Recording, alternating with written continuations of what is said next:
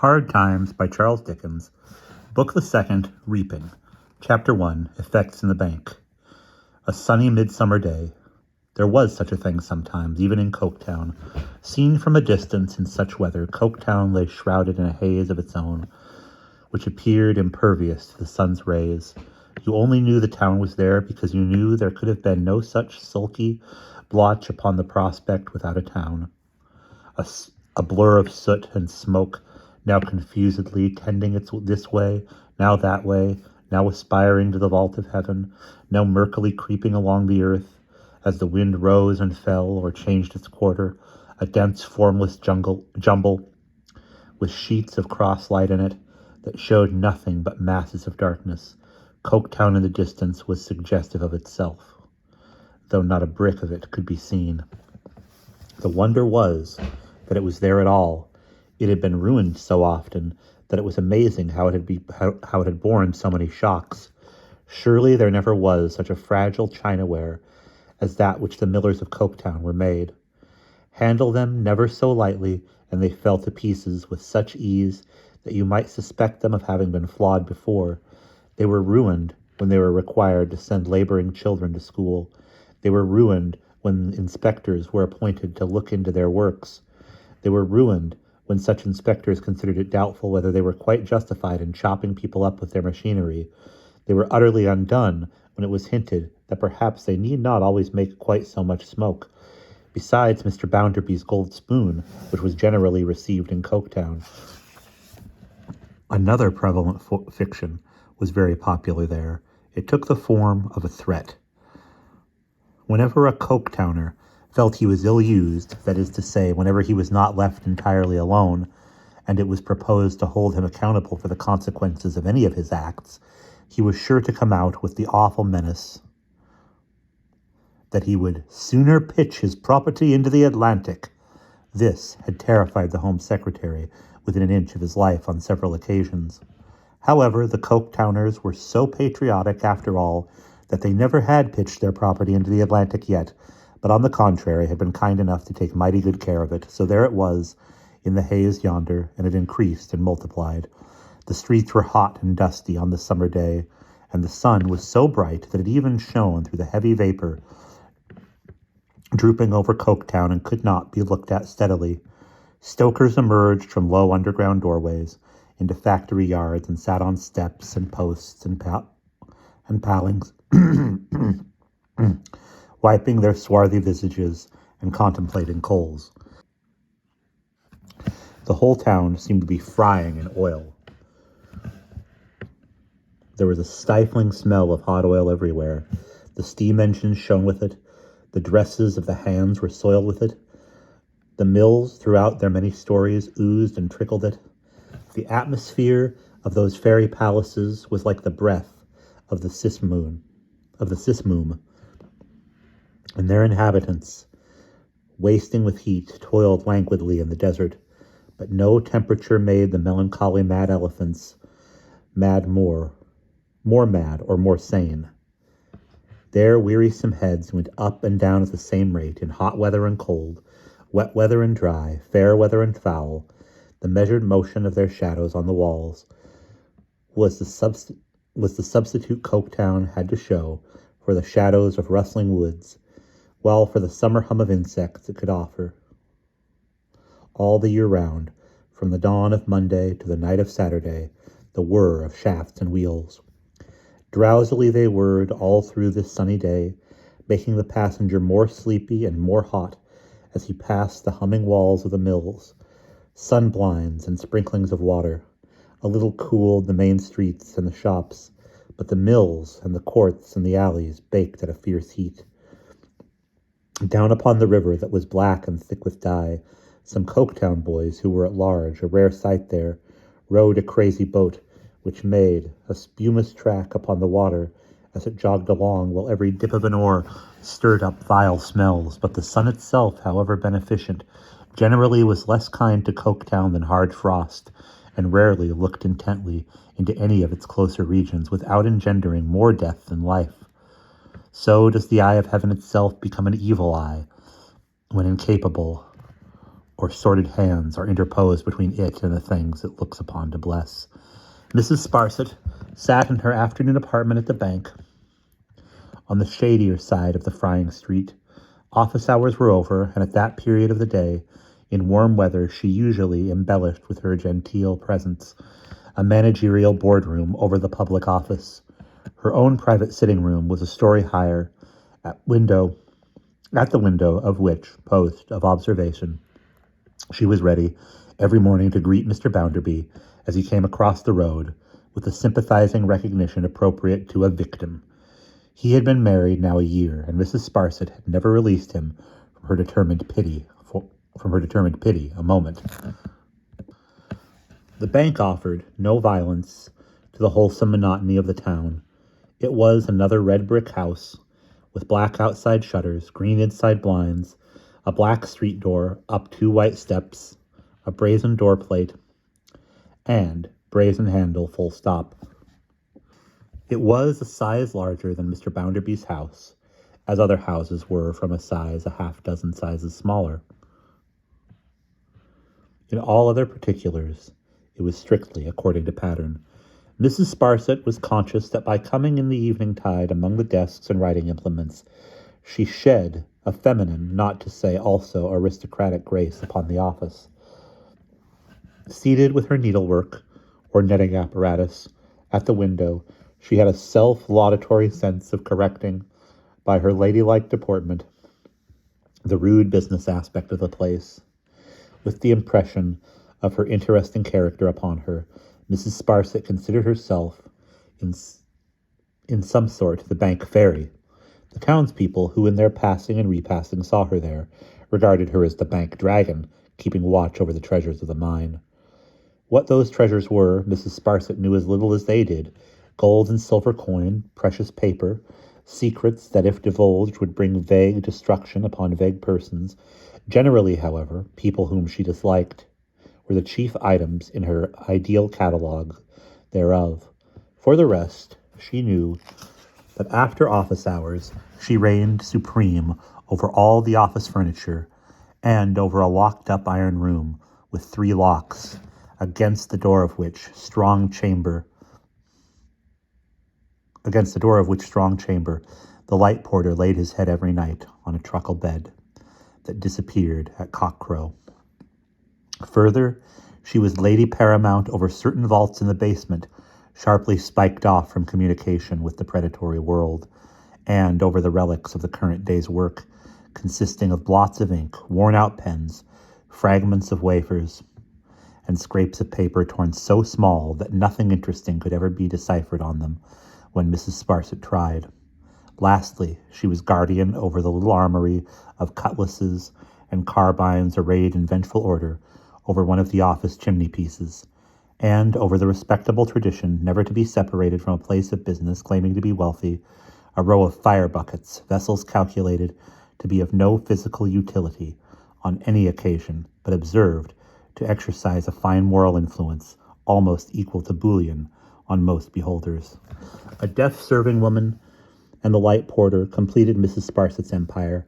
The deaf serving woman was rumored to be wealthy, and a saying had for years gone about among the lower orders of Coketown that she would be murdered some night when the bank was shut for the sake of her money.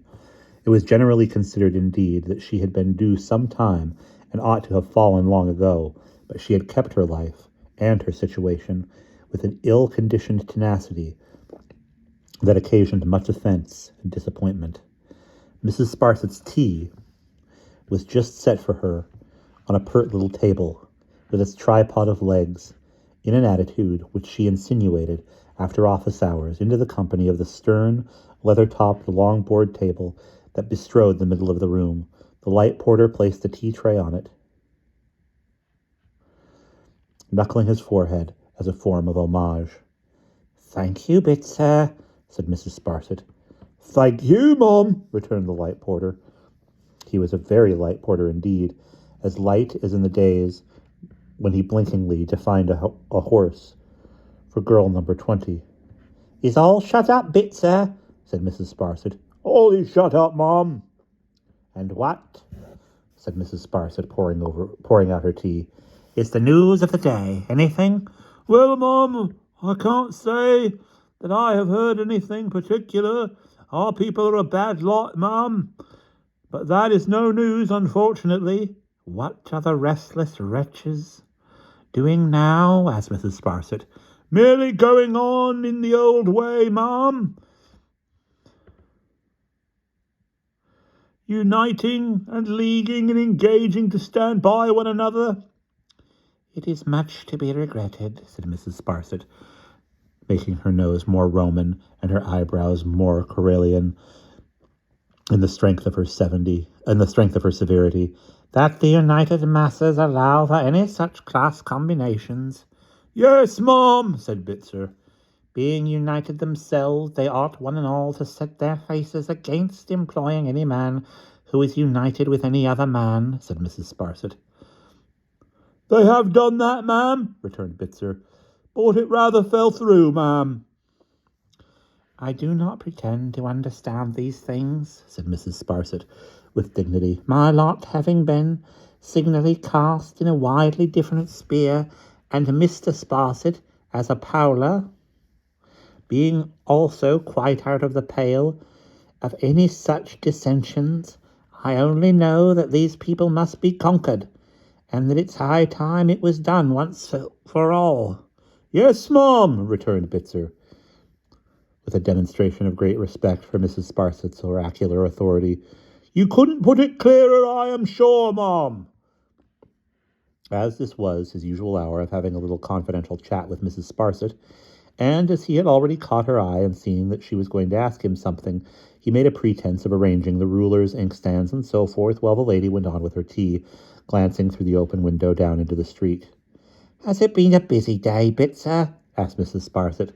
Not a very busy day, my lady, about an average day. He now and then slided into my lady instead of ma'am, as an involuntary acknowledgment of Mrs. Sparsit's personal dignity and claims to reverence. The clerks, said Mrs. Sparsit, carefully brushing an imperceptible crumb of bread and butter from her left-hand mitten, are trustworthy, punctual, and industrious, of course. Yes, Mum, pretty fair, Mum, with the usual exception. He held the respectable office of general spy and informer in the establishment, for which volunteer services he received a present at Christmas, over and above his weekly wage. He had grown into an extremely clear-headed, cautious, prudent young man who is safe to rise in the world. His mind was so exactly regulated that he had no affections or passions. All his proceedings were the result of the nicest and coldest calculation, and it was not without cause that Mrs. Sparsit habitually observed of him that he was a young man of the steadiest principle she had ever known, having satisfied himself on his father's death that his mother had a right of settlement in Coketown. This excellent young economist had asserted that right for her with such a steadfast adherence to the principle of the case that she had been shut up in the workhouse ever since. It must be admitted that he allowed her half a pound of tea a year, which was weak in him. First, because all gifts have an inevitable tendency to pauperize the recipient, and secondly, because his only reasonable transaction in that commodity would have been to buy it for as little as possible as he could possibly give, and sell it for as much as he could possibly get, it having been clearly ascertained by philosophers that in this compromised the whole duty of man, not a part of man's duty, but the whole. Pretty fair, Ma'am, with the usual exception, Ma'am, repeated Bitzer. Aha, said Mrs. Sparsit, shaking her head over her teacup and taking a long gulp. Mr. Thomas, Ma'am. I doubt Mr. Thomas very much, Ma'am. I don't like his ways at all. Bitzer, said Mrs. Sparsit in a very impressive manner, do you recollect my having said anything to you respecting names? I beg your pardon, Ma'am. It's quite true that you did object to names being used, and they're always best avoided. Please to remember that I have a charge here, said Mrs. Sparsit, with her air of state. I hold a trust here, Bitzer, under Mr. Bounderby. However improbable both Mr. Bounderby and myself might have deemed it years ago that he would ever become my patron, making me an annual compliment I cannot but regard him in that light. From Mr. Bounderby I have received every acknowledgment of my social station, and every recognition of my family descent that I could possibly expect. More, far more, therefore. To my patron I will be scrupulously true, and I will not consider, I cannot consider, said Mrs. Sparsit, with a most extensive stock on hand of honour and morality, that I should be scrupulously true, if I allowed names to be mentioned under this roof that are unfortunately, most unfortunately, no doubt of that, connected with his. Bitzer knuckled his forehead again, and again begged pardon. No, Bitzer, continued Mrs. Sparsit, say an individual, and I will hear you. Say Mr. Thomas, and you must excuse me. With the usual exception, ma'am, said Bitzer, trying back. Of an individual. Aha! Mrs. Sparsit repeated the ejaculation, the shake of the head over her teacup, and the long gulp as taking up the conversation again at the point where it had been interrupted. An individual, ma'am, said Bitzer, has never been what he ought to have been since he first came into this place. He is a dissipated, extravagant idler. He is not worth his salt, ma'am. He wouldn't get it either if he hadn't a friend and relation in court, ma'am. Aha! said Mrs. Sparsit with another melancholy shake of her head. I only hope, ma'am, pursued Bitzer, that his friend and relation may not supply him with the means of carrying on. Otherwise, ma'am, we know out of whose pocket that money comes. Aha! sighed Mrs. Sparsit again, with another melancholy shake of her head. He is to be pitied, ma'am. The last party I have alluded to is to be pitied, ma'am, said Bitzer. Yes, Bitzer, said Mrs. Sparsit. I have always pitied the delusion. Always. As an individual, ma'am, said Bitzer, dropping his voice and drawing nearer, he is as improvident as any of the people in this town, and you know what their improvidence is, ma'am. No one could wish to know it better than a lady of your eminence does. They would do well, returned Mrs. Sparsit, to take example by you, Bitzer. Thank you, ma'am, but since you do refer to me, now look at me, ma'am. I have put by a little, ma'am, already. That gratuity which I receive at Christmas, ma'am, I never touch it. I don't even go the length of my wages, though they're not high, ma'am. Why can't they do as I have done, ma'am? What one person can do, another can do. This again was among the fictions of Coketown.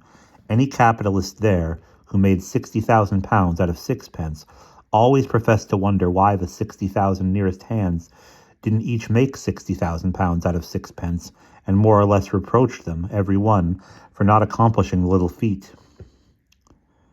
What I did, you can do. Why don't you go and do it?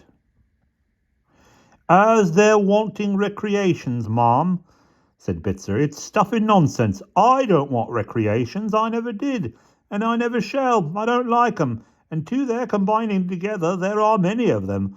I have no doubt that by watching and informing upon one another could earn a trifle now and then, whether in money or goodwill, and improve their livelihood. Then why don't they improve it, ma'am? It's the first consideration of a rational creature, and it's what they pretend to want. Pretend indeed, said Mrs. Sparsit. I am sure we are constantly hearing, ma'am, till it becomes quite nauseous concerning their wives and families, said Bitzer. Why, look at me, ma'am. I don't want a wife and family. Why should they? Because they are improvident, said Mrs. Sparsit. Yes, ma'am, returned Bitzer. That's what it is. If they were more provident and less perverse, ma'am, what would they do? They would say, well, my hat covers my family, or, well, my bonnet covers my family, or the case might be, ma'am, I have only one to feed, and that's the person I most like to feed. To be sure, assented Mrs. Sparsit, eating muffin. Thank you, ma'am, said Bitzer, knuckling his forehead again in return for the favour of Mrs. Sparsit's improving conversation. Do you wish a little more hot water, Mom, or is there anything else I could fetch you? Nothing just now, Bitzer. Thank you, Mom.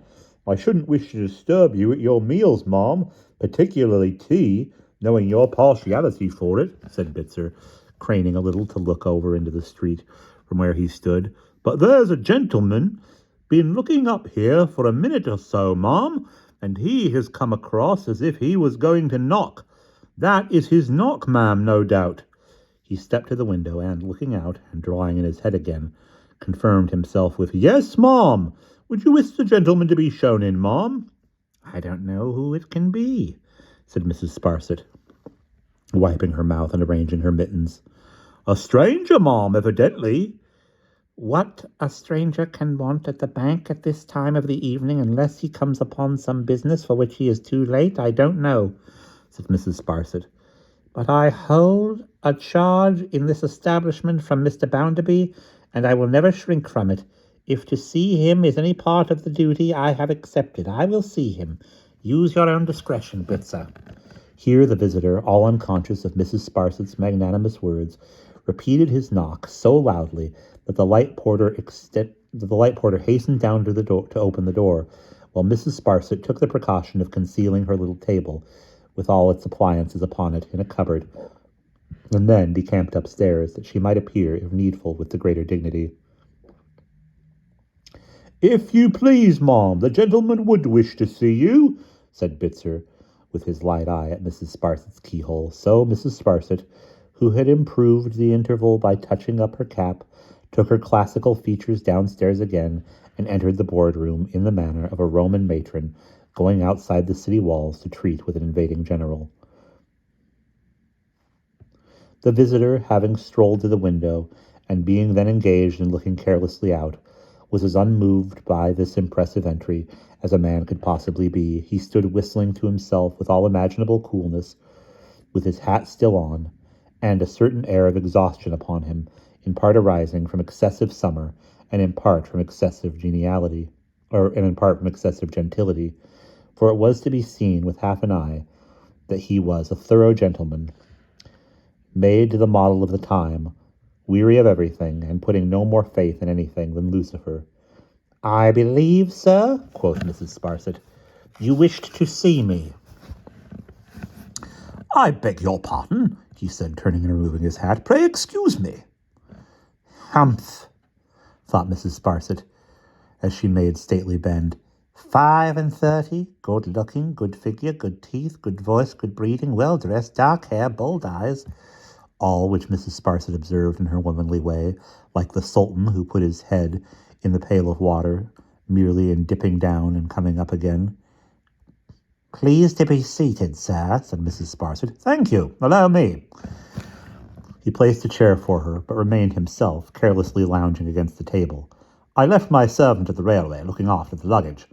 Very heavy train, and vast quantity of it in the van, and strolled on, looking about me. Exceedingly odd place. Will you allow me to ask you if it's always as black as this? In general, much blacker, returned Mrs. Sparsit in her uncompromising way. Is it possible? Excuse me. You are not a native, I think. No, sir, returned Mrs. Sparsit. It was once my good or ill fortune, as it may be, before I became a widow, to move in a very different sphere. My husband was a Powler. Beg your pardon? Really? Said the stranger. Was? Mrs. Sparsit repeated. A Powler. Powler family, said the stranger, after reflecting a few moments. Mrs. Sparsit signified assent. The stranger seemed a little more fatigued than before.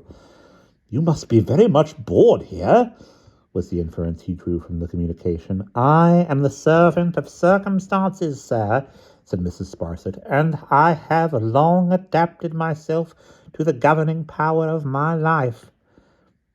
Very philosophical, returned the stranger, and very exemplary and laudable, and it seemed to be scarcely worth his while to finish the sentence, so he played with his watch chain wearily. May I be permitted to ask? May I be permitted to ask, sir, said Mrs. Sparsit, to what I am indebted for the favour of... Assuredly, said the stranger. Much obliged to you for reminding me. I am the bearer of a letter of introduction to Mr. Bounderby the banker, walking through this extraordinarily black town. While they were getting dinner ready at the hotel, I asked a fellow whom I met, one of the working people who appeared to have been taking a shower bath of something fluffy which I assumed to be raw material. Mrs. Sparsit inclined her head. Raw material, where Mr. Bounderby the banker might reside, upon which, misled no doubt by the word banker, he directed me to the bank. Fact being, I presume that Mr. Bounderby the banker does not reside in the edifice in which I have the honour of offering this explanation. No, sir, returned Mrs. Sparsit, he does not. Thank you. I had no intention of delivering my letter at the present moment, nor have I. I had no intention of delivering my letter at the present moment, nor have I.